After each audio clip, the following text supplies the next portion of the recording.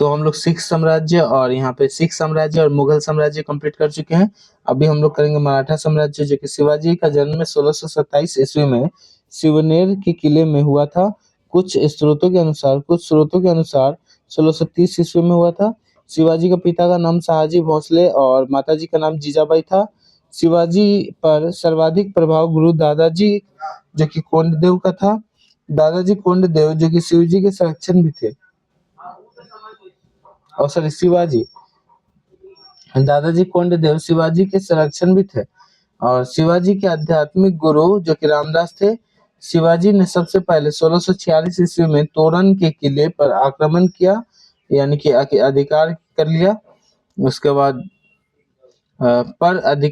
मतलब यहाँ पे अधिकार कर लिया। शिवाजी ने पहली बार मुगलों से 1657 ईस्वी में युद्ध किया और शिवाजी ने 1659 में सलाहकार से शिवाजी ने 1659 में से सल्हार के युद्ध में मुगलों को पराजित किया।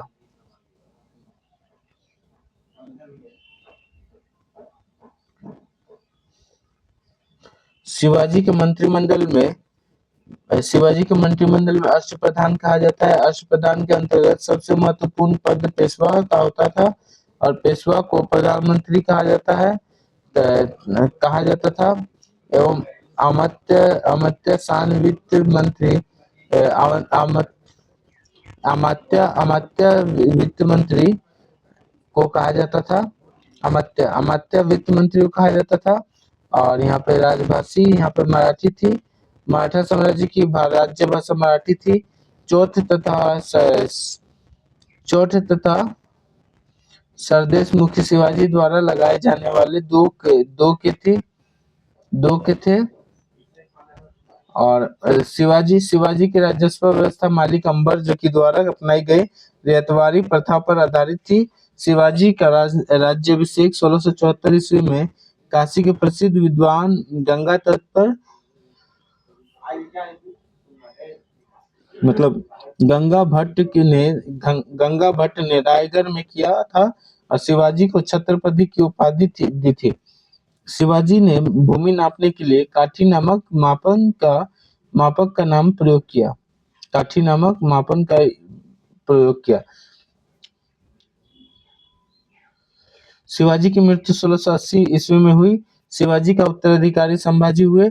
संभाजी ने औरंगजेब के विद्रोह पुत्र मोहम्मद अकबर को शरण दी। संभाजी ने औरंगजेब द्वारा बहादुरगढ़ में मार दिया गया। संभाजी को औरंगजेब द्वारा